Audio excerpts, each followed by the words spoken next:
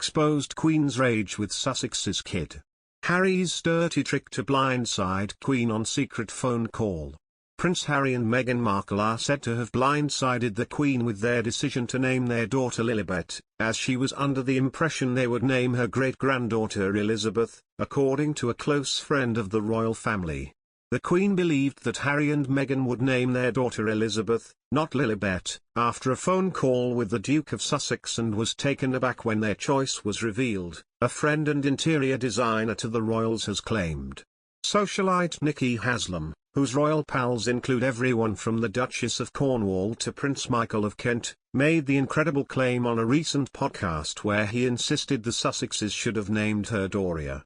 Mr. Haslam alleged that the Queen had been under the impression that the child, who was born last June, would be named Elizabeth, and was surprised to discover that the couple had, in fact, called her Lilibet.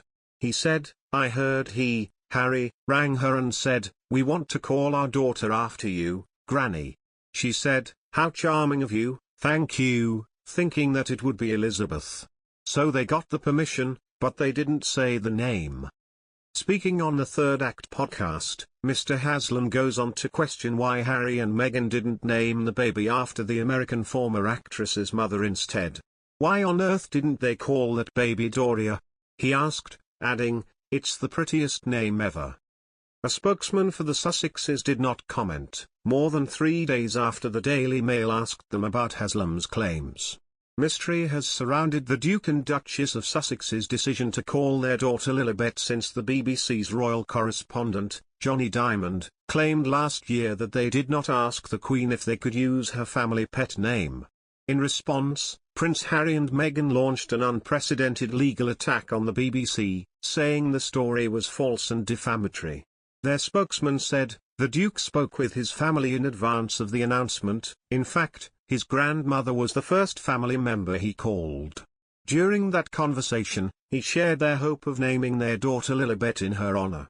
Had she not been supportive, they would not have used the name." Now, Mr. Haslam, a friend of the royals, has added to the mystery of what they did or didn't say in their telephone conversation with the monarch. Lilibet has important sentimental connotations for the Queen because it was the name used in private for her by her father, George VI, and by her late husband, Prince Philip.